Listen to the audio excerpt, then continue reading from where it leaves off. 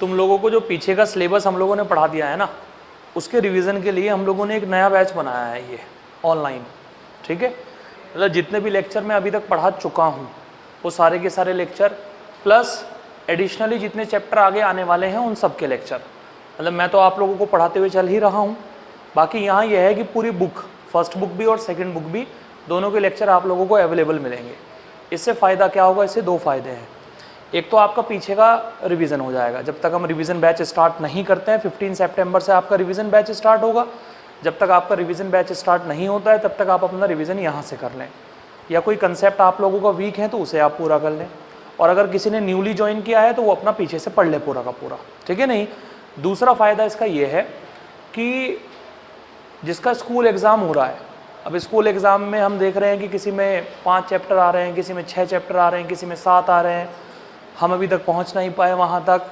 तो school exam में आपकी परफॉर्मेंस अच्छी रहे उसके लिए हम लोगों ने ये आप लोगों को बैच कोड दिया है, ठीक है। मतलब यहाँ पर फर्स्ट बुक और सेकंड बुक सारे के सारे लेक्चर अवेलेबल हैं, सारे के सारे लेक्चर अवेलेबल हैं, और बहुत सारे क्वेश्चंस के साथ अवेलेबल है, बहुत सारे क्वेश्चंस के सॉल्यूशंस के साथ अवेलेबल है। हम तो आपको पढ़ा ही रहे हैं, आपका फाउंडेशन, आपके फंडामेंटल्स क्लियर करा रहे हैं। बाकी सारे लेक्चर आप लोगों को यहाँ मिल जाएंगे स्कूल एग्ज़ाम की तैयारी के लिए या अपने पीछे के सिलेबस के रिवीजन के लिए। तो बैच कोड आप लिख लें। आपको करना क्या है, जिस बच्चे ने एप्लीकेशन को डाउनलोड नहीं कर रखा है पहले तो एप्लीकेशन डाउनलोड कर ले, लाइफाई लर्निंग। एप्लीकेशन डाउनलोड करने के बाद में बैचेस के सेक्शन में आपको जाना है। बैचेस, बॉटम में बैचेस का ऑप्शन आता है। जब आप बैचेस पर क्लिक करेंगे तो राइट साइड में एक प्लस का मार्क बना हुआ आएगा, यहाँ पर ऐसे ये प्लस का मार्क बना हुआ आएगा। जैसे ही आप इस प्लस पर क्लिक करेंगे तो वो आपसे मांगेगा कि आपका बैच कोड क्या है, बैच कोड बताइए आपका बैच कोड क्या है। तो जब ये बैच कोड आप उसके अंदर डालेंगे ना तो आपकी रिक्वेस्ट मेरे पास में आ जाएगी, मैं आपकी रिक्वेस्ट को अप्रूव कर दूंगा, तो आप ऑटोमेटिकली बैच के अंदर एंटर कर जाएंगे और वहाँ से आप अपने पीछे की वीडियोज़ को देख सकते हैं, ठीक है। तो बैच कोड अपना लिख लें, एप्लीकेशन डाउनलोड कर लें, और डाउनलोड करने के बाद में अपना आगे का काम आप स्टार्ट करें। हाँ जी, डाल देंगे आगे के, ठीक है।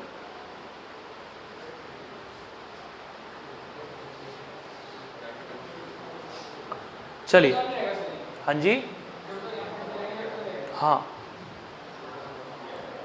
देखिए बात सुनिए। अब तो अभी हमें स्टार्ट करना है आप लोगों का नया टॉपिक। हमने सोलेनॉइड पढ़ लिया है, हमने टोरॉइडल सोलेनॉइड पढ़ लिया है। नया टॉपिक लिखेंगे आप अपनी कॉपी में, न्यू टॉपिक है magnetic field, magnetic field due to a current carrying straight wire, magnetic field due to a current carrying straight wire, magnetic field due to a current carrying straight wire, magnetic field due to current carrying straight wire, ठीक है बच्चों। देखिए बात सुनिए आप बेटा, मान लीजिए कि कोई मैग्नेटिक कोई करंट वायर हम लोगों को दे रखा है ऐसे। देखो वैसे तो वायर बड़ा पतला सा होता है, लेकिन मैं आपके सामने यहाँ वायर थोड़ा मोटा करके बना रहा हूँ बच्चों, बात सुनिए ध्यान से। वैसे तो वायर बड़ा पतला सा होता है, लेकिन मैंने यहाँ वायर को थोड़ा मोटा सा करके बना दिया आपके सामने, ठीक है। ऐसा वायर है हमारे पास में, ऐसे वायर के अंदर से जो करंट पास हो रही है बच्चों, ऐसे ये करंट पास हो रही है आई। वायर की जो रेडियस हमें दे रखी है यह है कैपिटल आर। वायर में करंट पास हो रही है आई, वायर की रेडियस हमें दे रखी है कैपिटल आर। एक पॉइंट हमें वायर के बिल्कुल बाहर दे रखा है, यानी यहाँ, जिस पर हमें मैग्नेटिक फील्ड कैलकुलेट करना है कितना होगा। बिल्कुल वायर के बाहर एक पॉइंट हमारे पास में, एक पॉइंट हमारे पास में वायर के सरफेस पर है, और एक पॉइंट हमारे पास में वायर के अंदर है, यानी यहाँ, जिस पर हमें मैग्नेटिक फील्ड निकालना है। समझ आ रही बात। अब ये जो पॉइंट वायर के बाहर है बेटा, ये वाला पॉइंट जो वायर के बाहर है, ये वाला पॉइंट, मैंने माना कि ये डिस्टेंस आपको दे रखी है x, ये डिस्टेंस है आपके x, इस पॉइंट का नंबर है नंबर 1। तो इस नंबर 1 पॉइंट पर मैग्नेटिक फील्ड की वैल्यू होगी μ0/4 पाई 2i upon x when x is greater than of capital R। जब x की वैल्यू रेडियस से ज़्यादा है, यानी जब आप मैग्नेटिक फील्ड वायर के बाहर निकाल रहे हैं, तो इतना मैग्नेटिक फील्ड होगा आपके पास में, mu nought upon 4 2i upon x। हम पहले ही पढ़ चुके हैं, नहीं पढ़ा हम लोगों ने? अगर कोई वायर बहुत ही लंबा है, लॉन्ग स्ट्रेट वायर है, तो उसकी वजह से इतना मैग्नेटिक फील्ड होता है म्यू नॉट अपॉन 4 ये म्यू नॉट अपॉन 4 क्या है भाई? ये म्यू नॉट अपॉन 4 है 10 की पावर -7। आई क्या हो गई है हमारे पास में? करंट। और x क्या हो गया है? x हो गया है यहाँ से लेकर यहाँ तक की डिस्टेंस। बोलो समझ आया नहीं? Any problem? इतना मैग्नेटिक फील्ड होगा हमारा इस पॉइंट पर। अच्छा, अब निकालते हैं हम सरफेस पर, यानी यहाँ इस पॉइंट का नाम है नंबर 2। सरफेस पर जो मैग्नेटिक फील्ड होने वाला है बेटा, यहाँ ये मैग्नेटिक फील्ड होने वाला है बिल्कुल मैक्सिमम मैग्नेटिक फील्ड। सरफेस पर वायर की वजह से मैक्सिमम मैग्नेटिक फील्ड होता है और उसकी वैल्यू है म्यू नॉट अपॉन 4 और यहाँ आएगा 2i और रेडियस आएगी r, जब x की वैल्यू r के बराबर है। यानी वायर के बाहर तो मैग्नेटिक फील्ड इतना होगा, सरफेस पर मैग्नेटिक फील्ड इतना होगा। बता दो दोनों में डिफरेंस क्या है, दोनों में फ़र्क क्या है? यहाँ तो x है और यहाँ क्या है? r। बात समझ में आ रही है आप लोगों को? दोनों में ये मामूली सा फ़र्क है कि यहाँ x है और यहाँ है हमारे पास में r। सरफेस के बाहर मैग्नेटिक फील्ड इतना है और सरफेस पर मैग्नेटिक फील्ड इतना है। डन? Any problem? अब आते हैं वायर के अंदर, यानी यहाँ इस पॉइंट पर मैग्नेटिक फील्ड हमें निकालना है। यह है नंबर 3। नंबर 3 पर हमें मैग्नेटिक फील्ड निकालना है। मान लीजिए कि ये डिस्टेंस जो आपको दे रखी है ना बेटा, ये डिस्टेंस है आपके पास में स्मॉल a। कितनी है? इस a पॉइंट पर निकालना है और ये जो तीसरे वाला पॉइंट है ये इस लाइन से a डिस्टेंस पर है, तो इस पर मैग्नेटिक फील्ड हमारा रहेगा बेटा नंबर 3 पॉइंट पर mu nought upon 4 done? Mu nought upon 4 यहाँ रहेगा हमारे पास में। जरा ध्यान से सुनिएगा हमारे पास में क्या कंडीशन रहने वाली है बेटा। ये हो गया म्यू नॉट अपॉन 4 करंट बताओ वायर के अंदर से कितनी पास हो रही है? करंट पास हो रही है I। बोलो कोई समस्या है क्या? बात समझ में आ गई? ठीक है। यहाँ से लेकर यहाँ तक की डिस्टेंस बताइए कितनी है आपके पास में? a। अरे बोलो है या नहीं है? यहाँ से यहाँ तक की जो डिस्टेंस है आपके पास में वो है a। ठीक? क्लियर? Any problem? ओके। उसके बाद नीचे आएगा हमारे पास में r² और यहाँ आएगा हमारे पास में 2i। इतना मैग्नेटिक फील्ड हमारा होने वाला है इस पॉइंट पर। Mu nought upon 4 2i। i है वायर के अंदर से पास होने वाली करंट, a है यहाँ से लेकर यहाँ तक की डिस्टेंस और नीचे है हमारे पास में r²। ये जो a स्मॉल a आपको दे रखा है ना बेटा, ये कैपिटल R से कम है। Small a less than of capital R, यानी ये पॉइंट तो सरफेस के बाहर है, ये पॉइंट सरफेस पर है और ये पॉइंट सरफेस के अंदर है। बात समझ में आ रही है? ऐसे हम मैग्नेटिक फील्ड निकालेंगे डिफरेंट पॉइंट पर। ये बाहर वाले पॉइंट पर हो गया, ये सरफेस वाले पॉइंट पर हो गया और ये अंदर वाले पॉइंट पर हो गया। बताइए। हाँ जी, अंदर वाला बता देते हैं एक बार। जैसे मान लो ये पॉइंट आपको दे रखा है यहाँ, ये बताओ ये पॉइंट वायर के अंदर है या नहीं है?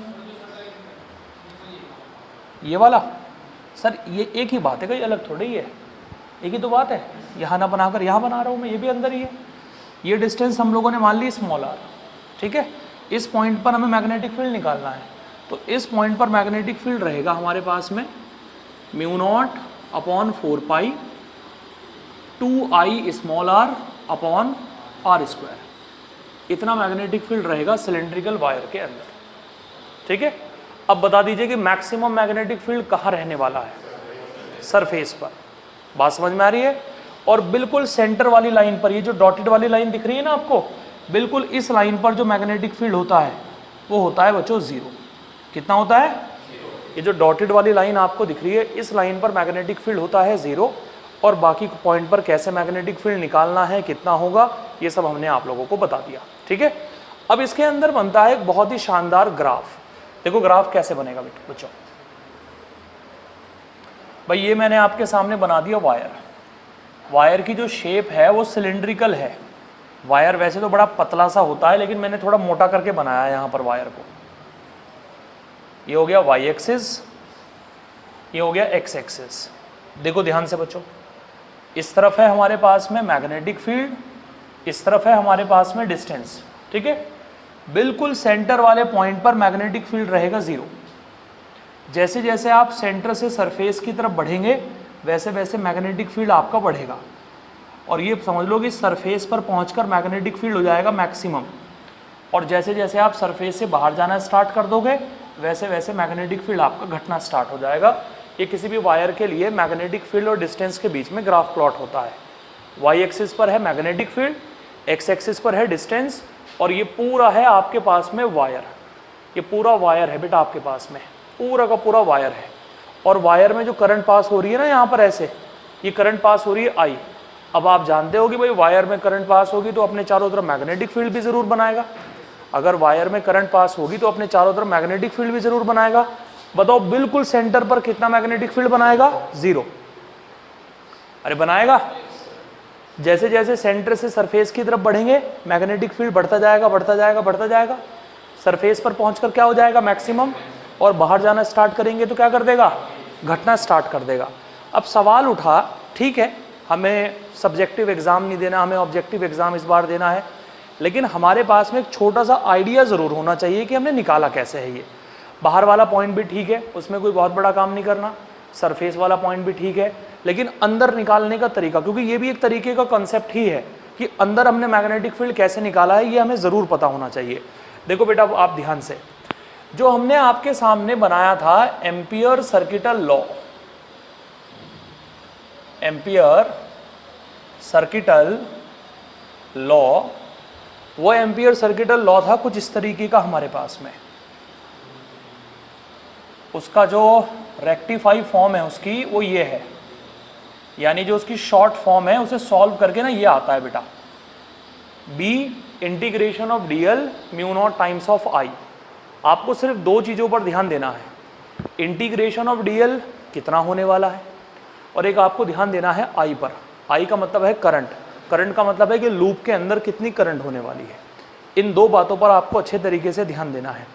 अब आप देखो कि इंटीग्रेशन ऑफ डीएल और करंट होगी क्या, कैसे आप इनके ऊपर ध्यान दोगे, ये सारी चीज़ आप समझने की प्रयास करिएगा, ये सारी चीज़ आप समझने की कोशिश करिएगा बच्चों। देखो जरा आप यहाँ पर भाई, जैसे मान लो कि ये मेरे पास में एक सिलिंड्रिकल वायर है, ये मेरे पास में एक सिलिंड्रिकल वायर है, ठीक है। ये सिलिंड्रिकल वायर की लेंथ है, इसकी जो रेडियस हमें दे रखी है ना बच्चों, ये जो रेडियस हमें दे रखी है यहाँ से यहाँ तक की, ये है कैपिटल आर, और इसमें जो करंट पास हो रही है ये हमें दे रखी है आई। यहाँ जो करंट पास हो रही है ये हमें दे रखी है आई। आपको कहा कि इस पॉइंट पर मैग्नेटिक फील्ड बताना है कितना होगा, और ये डिस्टेंस है आपके पास में x। कितनी डिस्टेंस है बेटा? ये डिस्टेंस आपके पास में x है। इस पॉइंट पर आपको बताना है कि मैग्नेटिक फील्ड कितना रहने वाला है, इस पॉइंट पर कितना मैग्नेटिक फील्ड रहेगा, ये आपको बताना है। अब देखो कैसे करेंगे। सबसे पहला काम, इस x को रेडियस मानकर आप चारों तरफ एक लूप बना दो। x को रेडियस मानकर आप चारों तरफ एक लूप बना दो। बना दिया आपने लूप। अब आपको एक काम करना है, आपको इस लूप के ऊपर हल्की सी लेंथ मान लेनी है। उस हल्की सी लेंथ का नाम होगा dl। dl का मतलब यह है लूप की छोटी सी लंबाई dl कहलाएगी छोटी सी लंबाई dl। अगर लूप की छोटी सी लंबाई dl होगी तो इंटीग्रेशन ऑफ dl क्या होगा? लूप की छोटी सी लंबाई dl है, इंटीग्रेशन ऑफ dl का मतलब है कि लूप की पूरी लंबाई कितनी है, पूरी लंबाई, पूरी सरकमफेरेंस कितनी है लूप की, वो हम लोगों की इंटीग्रेशन ऑफ dl कहलाएगी। क्या समझ पा रहे हो? dl का मतलब क्या है lavish? Small length on the circumference of the loop. Loop के ऊपर छोटी सी सरकमफेरेंस कहलाएगी dl, और इंटीग्रेशन ऑफ dl का मतलब होगा पूरी सरकमफेरेंस। कैसे सरकमफेरेंस? पूरी सरकमफेरेंस। बताओ व्हाइट लूप की रेडियस कितनी है, तो पूरी सरकमफेरेंस कितनी हो जाएगी आपके पास में? पूरी सरकमफेरेंस हो जाएगी 2πx। नहीं होगी? अरे बोलो, तो इंटीग्रेशन ऑफ डीएल का मतलब है 2πx। अब बचा हमारे पास में i, ये i क्या होगा भाई, जरा देखो i क्या होगा। इस वाइट वाले लूप के अंदर कितनी करंट है ये आपका i कहलाएगा। सिर्फ वाइट वाले लूप के अंदर कितनी करंट है ये आपका i कहलाएगा, सिर्फ वाइट वाले लूप के अंदर। अब करंट कैसे निकालेंगे जरा गौर करो। सिर्फ वाइट वाले लूप में कितनी करंट है, सिर्फ वाइट वाले लूप में बताओ, पूरे वायर से, यानी इस पूरी जगह से कितनी करंट पास हो रही है। इस पूरी जगह से जो करंट पास हो रही है वो है I। लेकिन हमें पूरी जगह से पास होने वाली करंट नहीं चाहिए, हमें तो इस छोटे से लूप से पास होने वाली करंट चाहिए। तो कैसे निकालेंगे इस छोटे से लूप से पास होने वाली करंट। टोटल करंट को टोटल एरिया से डिवाइड करेंगे, लूप के टोटल एरिया से डिवाइड करेंगे और इतने एरिया से मल्टीप्लाई कर देंगे। ठीक है, बताइए टोटल करंट कितनी है आपके पास में I। बताओ सिलेंडर का ये टोटल एरिया कितना होगा जिस पर मैं शेडिंग कर रहा हूँ, ये वाला एरिया कितना होगा, ये वाला एरिया कितना होगा, रेडियस कितनी है R, कितना हो जाएगा πr²। नहीं आया समझ में। वाइट वाला एरिया कितना होगा, वाइट वाले के अंदर कितना एरिया आएगा, वाइट वाले की जो रेडियस है ना बेटा आपके पास में, यह है x, कितनी है, तो इसका एरिया हो जाएगा आपके पास में πx²। पाई से pi cancel out, I dash is equal to IX² upon R²। जल्दी बताओ समझ आया नहीं आया। अब हमें इंटीग्रेशन ऑफ डीएल भी मिल चुका है, नहीं मिला इंटीग्रेशन ऑफ डीएल, मिल गया। हमें करंट भी मिल चुकी है, बस उठाकर यहाँ पुट करना है। ठीक है, करें पुट, क्या आंसर बनेगा हमारे पास में B। बताओ इंटीग्रेशन ऑफ डीएल कितना हो गया, इंटीग्रेशन ऑफ डीएल हो गया 2πx μ0 IX² upon R²। x से ये स्क्वायर कैंसिल आउट हो गया। अब देखो क्या बनेगा हमारे पास में, μ0 अपॉन 2π, ये हो गया IX और नीचे क्या हो गया R²। 2 से मल्टीप्लाई यहाँ करेंगे, 2 से मल्टीप्लाई यहाँ करेंगे, 2 से यहाँ मल्टीप्लाई और 2 से यहाँ मल्टीप्लाई इसलिए कर रहे हैं जिससे कि ये 2π का 4π बन जाए, क्योंकि μ0 अपॉन 4π की वैल्यू तो 10 की पावर -7 होती है। तो क्या आंसर बना हमारे पास में, μ0 अपॉन 4π 2IX अपॉन। अब बताओ यही आंसर मैंने आप लोगों को बताया था या नहीं बताया था, बिल्कुल यही एग्जैक्ट आंसर मैंने आप लोगों को बताया था कि वायर के अंदर जो मैग्नेटिक फील्ड होता है वो इतना होता है। विशु जी बात समझ में आई कुछ। ठीक है, एक और एग्जाम्पल मैं इसके ऊपर बता देता हूँ, फिर आपका कंसेप्ट बिल्कुल अच्छे से क्लियर हो जाएगा। ध्यान से देखना बच्चों बिल्कुल। ठीक है, देखो दोबारा से हमें ये सिलेंड्रिकल वायर दिया गया है बच्चों ऐसे, ध्यान से बच्चों। इसकी जो रेडियस है वो है कैपिटल R, रेडियस है कैपिटल R, और इसमें जो करंट पास हो रही है ना नीचे से ऐसे, ये करंट पास हो रही है I, ये करंट पास हो रही है I। बोलिए समझ रहे हो आप लोग। ठीक है, और ये है इसके सेंटर से पास होने वाली लाइन। अब हमें ये कहा भैया कि इसके सेंटर से यहाँ पर एक पॉइंट P है और ये डिस्टेंस है R/2। कितनी है बताओ, P पॉइंट पर मैग्नेटिक फील्ड कितना होगा, दिख रहा है आपको P पॉइंट वायर के अंदर है या नहीं है। अब हम चाहें तो डायरेक्ट फार्मूला लगा दें, हमने डायरेक्ट फार्मूला पढ़ ही रखा है, μ0 अपॉन 4π 2IX अपॉन R²। बस x की जगह ये R/2 रखना पड़ेगा हम लोगों को, लेकिन डायरेक्ट नहीं लगाना, डायरेक्ट तो हम लगा ही देंगे। ठीक है, नहीं हम एक बार कंसेप्ट को और पढ़ लेते हैं अच्छे से। तो पहला काम आपको क्या करना है, फर्स्ट ऑफ ऑल आपको क्या करना है बेटा, सबसे पहला काम यह है, इसे रेडियस मानकर ये लूप बना दो। बना दिया लूप, क्लियर, जल्दी बताओ। उसके बाद आपको एक काम करना है, इसकी सरकमफेरेंस पर, इसकी सरकमफेरेंस पर एक हल्की सी लंबाई कंसीडर कर दो जिसका नाम क्या होगा। अब डीएल तो है सरकमफेरेंस का एक छोटा सा पार्ट, और जो डीएल का क्लोज इंटीग्रेशन होगा बता सकते हो वो कितना होगा, 2π, रेडियस कितनी हो गई, कितना आ गया, जल्दी बताओ समझ आया नहीं आया। वाइट वाले की जो सरकमफेरेंस हो गई वो इतनी हो गई, 2π रेडियस, इसकी रेडियस कितनी है R/2, तो ये हो गया πr। अब हमें चाहिए करंट, सिर्फ इसी के अंदर से पास होने वाली करंट। आयुष बता सकते हो वाइट वाले लूप के अंदर से कितनी करंट पास हो रही होगी, कैसे निकालेंगे व्हाइट वाले लूप के अंदर से पास होने वाली करंट? टोटल करंट को टोटल एरिया से डिवाइड करेंगे। डन। टोटल करंट कितनी है? I, डिवाइड किससे करेंगे?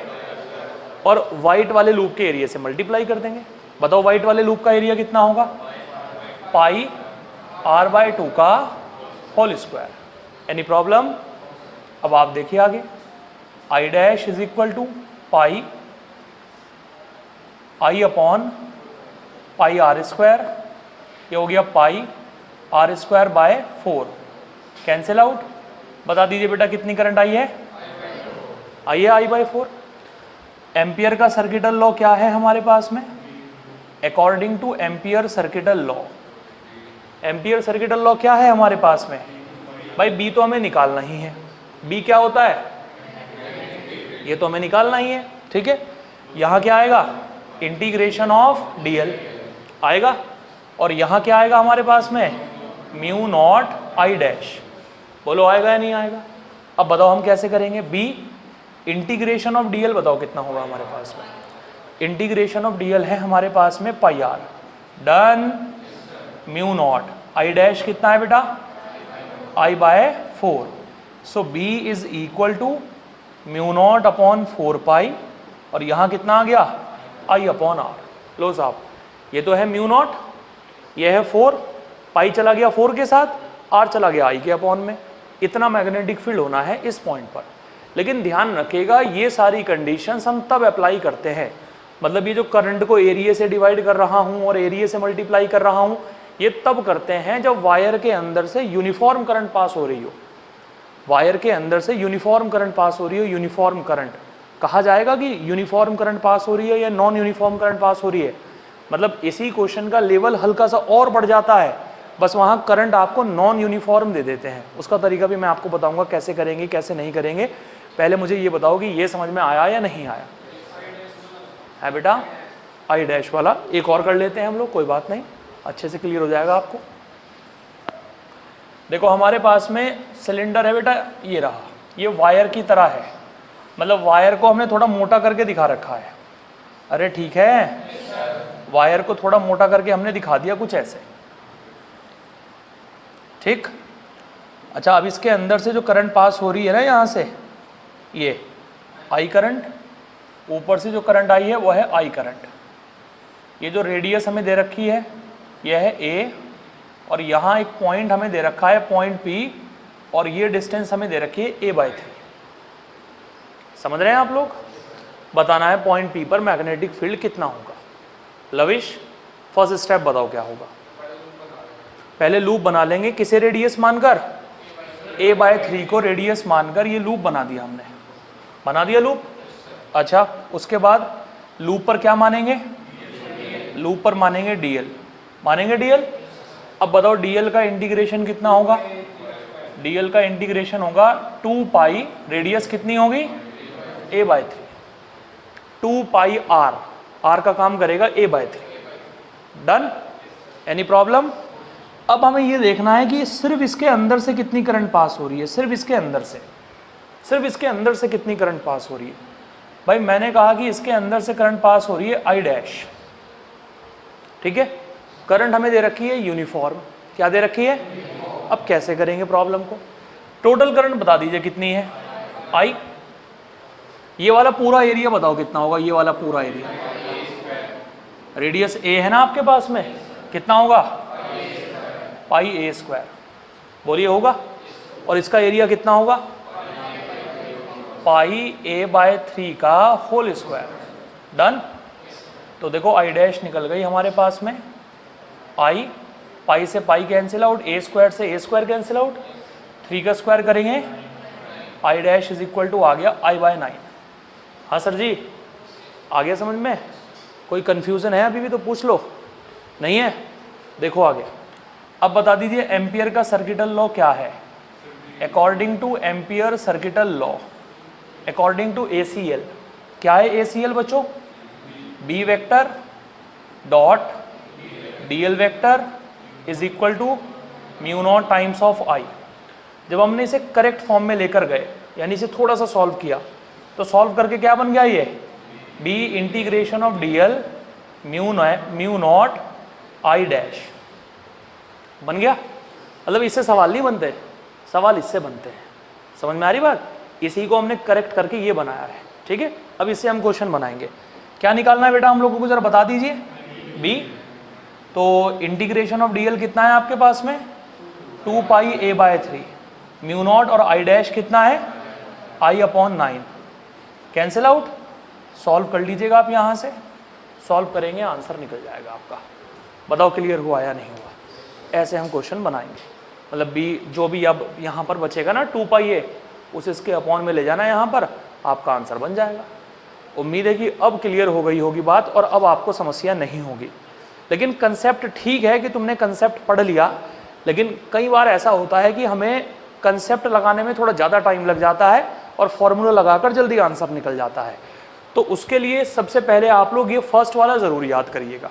फर्स्ट वाला जो मैंने बताया, सबसे पहले तो यहीं से क्वेश्चन बनाने की कोशिश करिएगा कि भाई वायर के बाहर मैग्नेटिक फील्ड इतना होता है, सरफेस पर मैक्सिमम होता है और अंदर इतना होता है, जिससे कि आप डायरेक्ट बना पाओ, इतना बड़ा तामझाम ना करना पड़े आप लोगों को।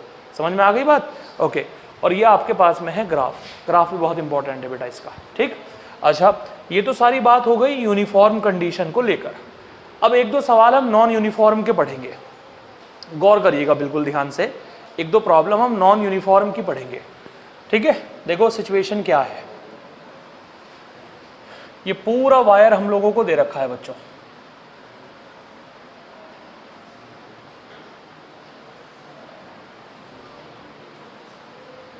ठीक है। देखो ऐसे,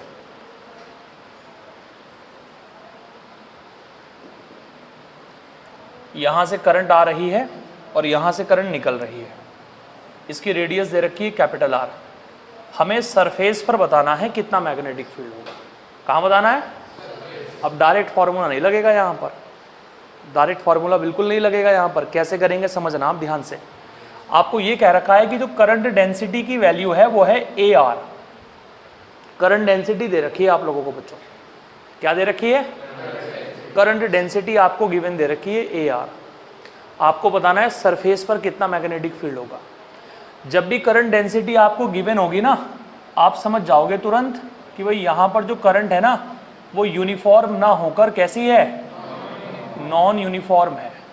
जब भी करंट डेंसिटी आपको गिवन दे रखी होगी, आप झट से समझ जाओगे जो करंट है वो यूनिफॉर्म ना होकर नॉन यूनिफॉर्म है।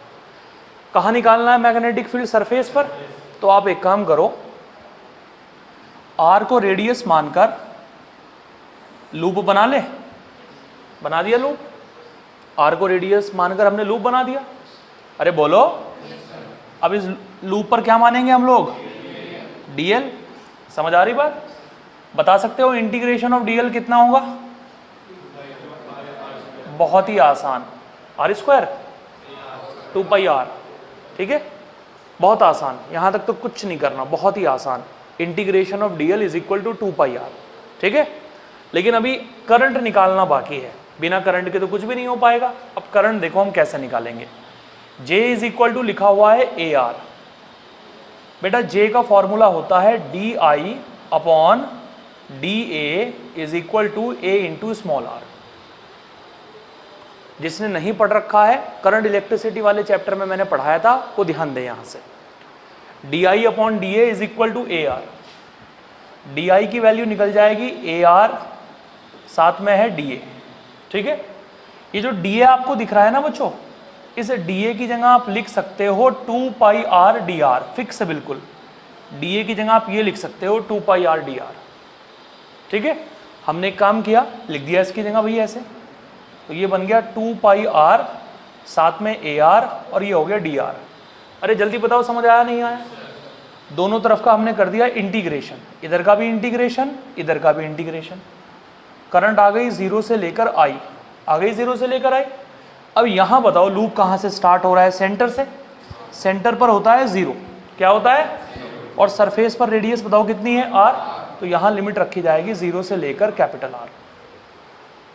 अगर लूप छोटा होता, लूप ऐसे होता छोटा, ऐसे होता लूप, ऐसा।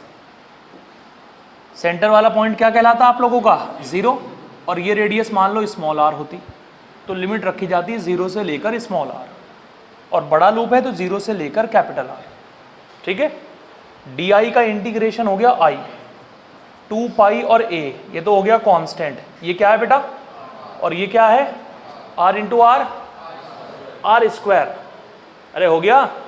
और आर स्क्वायर का इंटीग्रेशन करेंगे r की पावर 3/3, लिमिट हो गया 0 से लेकर कैपिटल R तक। तो आंसर बन गया हमारे पास में 2 पाई a कैपिटल R की पावर 3/3। स्मॉल r की जगह कैपिटल R रख दिया हमने। ये निकल गई हमारी करंट। करंट हमारी निकल चुकी है, इंटीग्रेशन ऑफ डीएल हमारा निकल चुका है। एम्पियर का सर्किटल लॉ बताओ क्या कहता है, B integration of DL is equal to mu naught I. बताओ इंटीग्रेशन ऑफ डीएल की जगह क्या रखोगे, 2 pi R, mu naught I की जगह बताओ क्या रखोगे, 2 पाई ए आर की पावर 3/, सॉल्व करोगे यहाँ से क्या निकल जाएगा, यहाँ से B निकल जाएगा। ये आपका आंसर आएगा चलकर। समझ आ रही बात, सवाल का लेवल हल्का सा राइज है, हल्का सा राइज है, ठीक है। जहाँ करंट कांस्टेंट होगी वहाँ वो काम करेंगे जो पीछे मैंने आपको अभी सिखाया, और जहाँ करंट कांस्टेंट नहीं होगी, करंट डेंसिटी आपको दे रखी होगी, वहाँ ऐसे आप प्रॉब्लम बनाएंगे, ठीक है। मैं 2 क्वेश्चन अभी और बताऊंगा आपको इसके ऊपर, पहले आप इतना नोट कर लीजिए अपनी कॉपी में।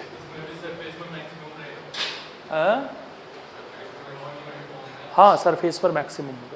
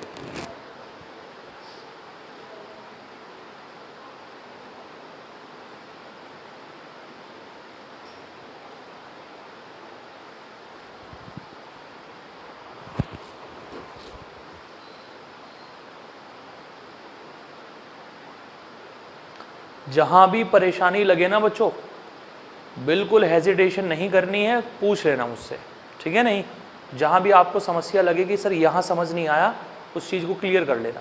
विशु,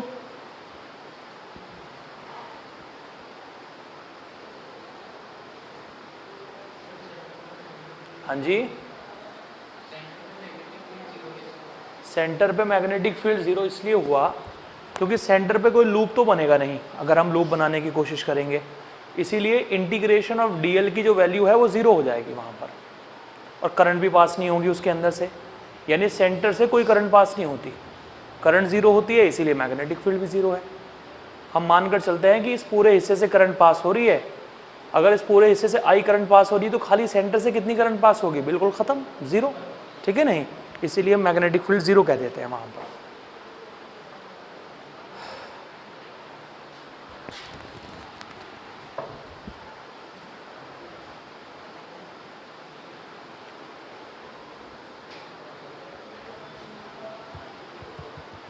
पूछना है कुछ, समझ आ गया? हाँ जी, वो तो सिर्फ मैंने दिखाने के लिए लिया था भाई, वहाँ पर कहाँ लिया मैंने x, तो x is equal to R का मतलब यह है ना कि पॉइंट यहाँ से सरफेस पर पहुँच गया। x is equal to R का मतलब यह है कि पॉइंट यहाँ से सरफेस पर पहुँच चुका है, ठीक है।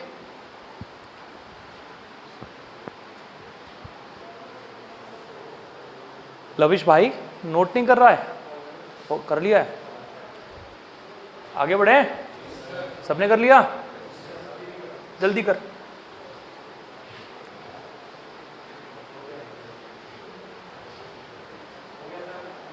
अच्छा जी, ये लीजिए साहब, बातें नहीं बच्चों,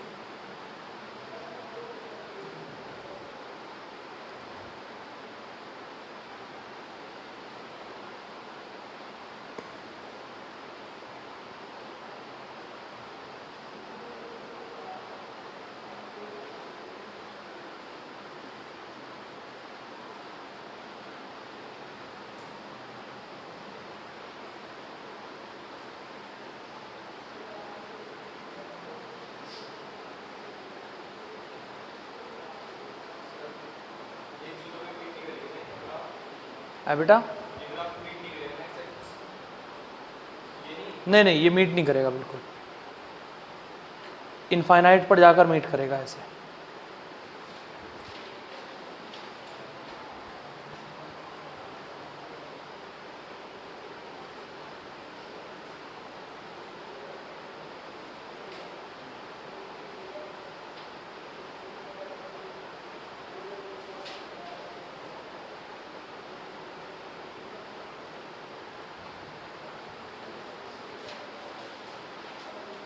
हो गया बच्चों? ग्राफ समझ में आ गया सभी लोगों को? बिल्कुल सेंटर वाले, ये सेंटर लाइन पर ही मैग्नेटिक फील्ड जीरो होगा। ये पूरी सेंटर वाली लाइन है ना बेटा, इस पूरी लाइन पर ही मैग्नेटिक फील्ड जीरो होगा।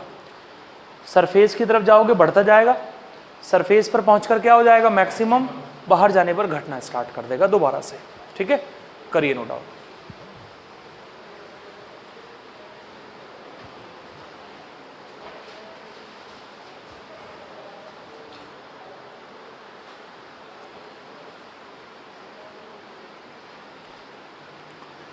टोटल करंट को टोटल शेडेड एरिया से डिवाइड किया, ठीक है, और इस वाले एरिया से मल्टीप्लाई किया हम लोगों ने, तब जाकर हमारी इसके अंदर से पास होने वाली करंट निकलेगी।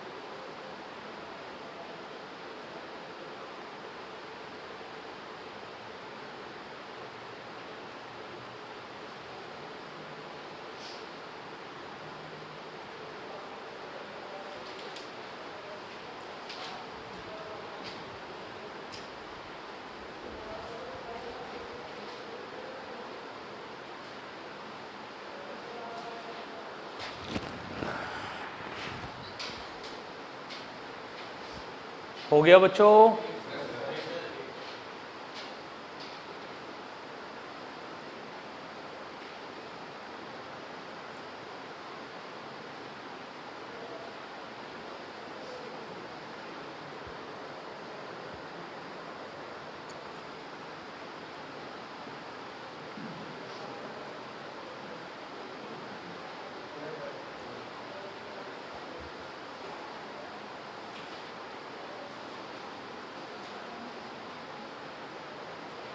मोबाइल यूज़ कर रहे हो प्रीतम? अंदर रख लो इसे। और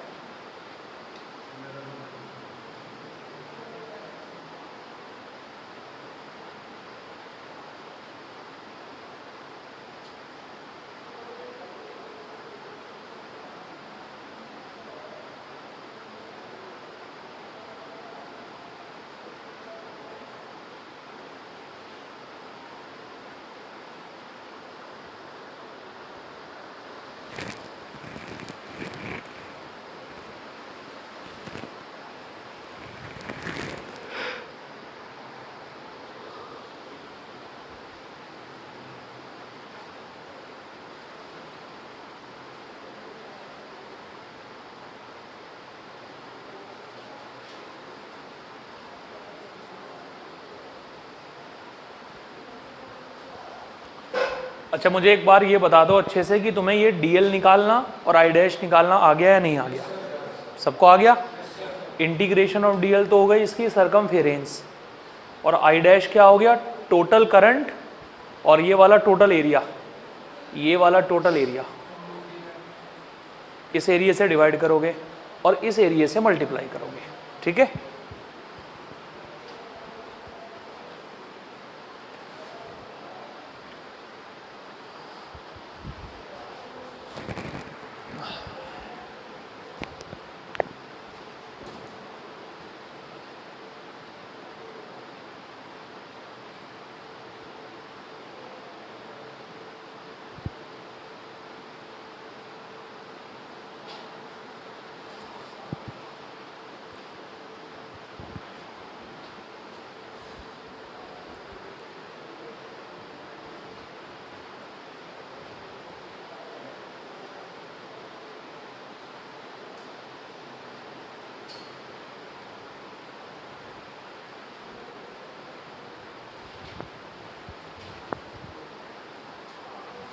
हाँ भाई बच्चों, हो गया? पीछे आयुष, तुम लोगों का, दोनों का जल्दी करो।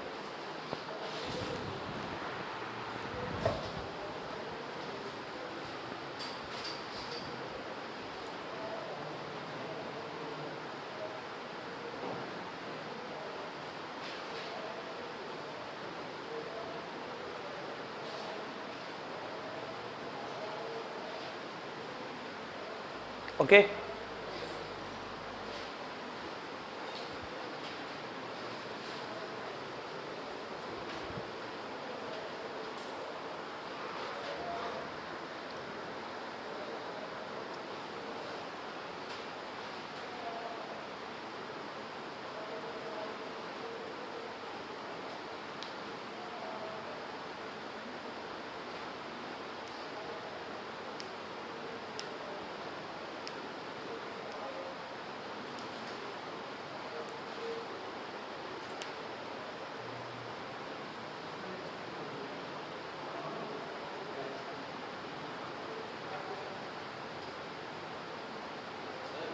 हाँ जी, कुछ नहीं करना, डायरेक्शन के लिए वही रूल है जो बता रखा है।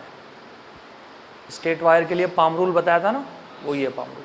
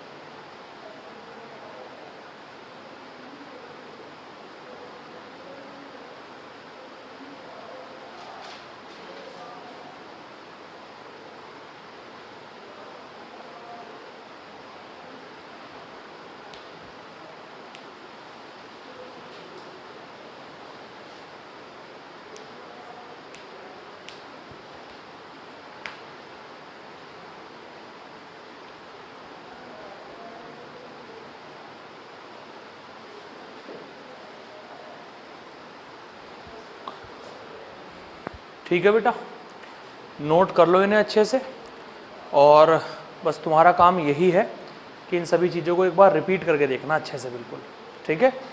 कहीं भी कोई कन्फ्यूज़न लगे तो कल की क्लास में मुझसे क्लियर करना। करंट डेंसिटी के ऊपर अभी 2 सवाल और करेंगे हम लोग, तब जाकर हमारा टॉपिक फिनिश होगा, और कल से ही हम आपका नया टॉपिक स्टार्ट करेंगे जिसका नाम है motion of charge particle in uniform magnetic field. ठीक है, ये मैग्नेटिक फील्ड का पार्ट 3 है, और मैग्नेटिक फील्ड इस पूरी यूनिट के अंदर 5 पार्ट है। 3rd पार्ट हम कल स्टार्ट करेंगे, 2 दिन का है ये पार्ट, फिर पार्ट 4 स्टार्ट होगा, फिर पार्ट 5 स्टार्ट होगा। मतलब आगे 1 हफ्ते में पूरा काम सुलझ जाएगा हमारा मैग्नेट का। ठीक है।